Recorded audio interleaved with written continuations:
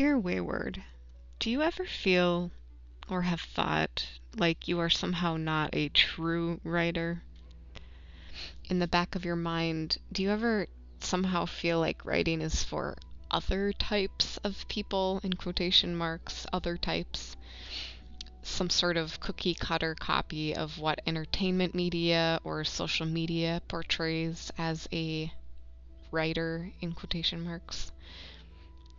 I have felt this way. I have felt like I am not enough of a writer to put my foot forward to stand and say with conviction, I'm a writer. I have felt instead more along the lines of, I'm a wannabe author, or I'm a someday bestseller, maybe.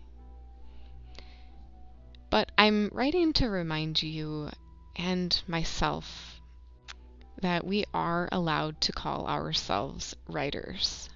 Period. I have to say right off the bat, even wanting to be a writer growing up, and English as my favorite class, etc., etc., I could not choose English as a major in college. I didn't care about Shakespeare, and that was kind of the main reason. That was one of the main reasons. I didn't want to talk about Hemingway. I didn't want to dissect what XYZ author was trying to say or what their writing is called in some generation's context and what makes their writing good or better than this other writer, and the list goes on.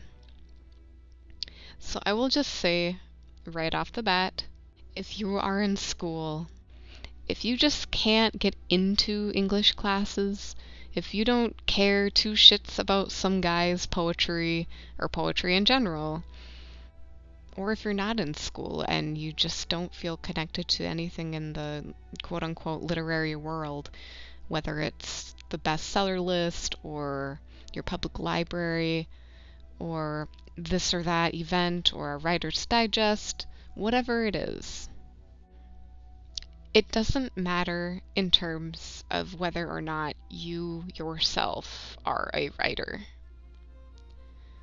It doesn't matter what types or topics of writing interest you, whether they are lesser appreciated or lesser known. If you enjoy writing, you are allowed to call yourself a writer. If you write poems on a sticky note at work, you are a writer. If you write exclusively screenplays, you are a writer. If you only journal, you're a writer. If you post little stories on Twitter or Facebook, yes, you are a writer. What happens when we decide to call ourselves writers? When we really decide to stop underplaying our hobby to ourselves or to others, and to actually embrace what it is. The interesting part about seeing myself as a writer, not an author wannabe, but someone who enjoys putting down words, not casting it aside as just something nice, as though it's some sort of personality quirk. What's interesting is that I take myself seriously as a writer. That is, a person who enjoys writing. I end up demanding of myself to give myself time to write. As I decide to allow myself to call myself a writer, fully and truly, I also allow myself then to say no to other things in life that would otherwise take precedence. Yes, the dishes need to be washed. Yes, the laundry needs getting done. And there could be more quote-unquote important things that might or might not be calling to me. But do I really care about the dishes or laundry or, let's say, improving my resume, more than I care about giving life to ideas while I have the energy to do so. Because that is the kicker. I only have so much energy, let alone time. If I choose activity A instead of writing, I may not have the energy to write by the time I'm done with activity A. I know this about myself. I know about myself that I need to act upon the energy and inspiration that is occurring in the moment, because it will otherwise pass.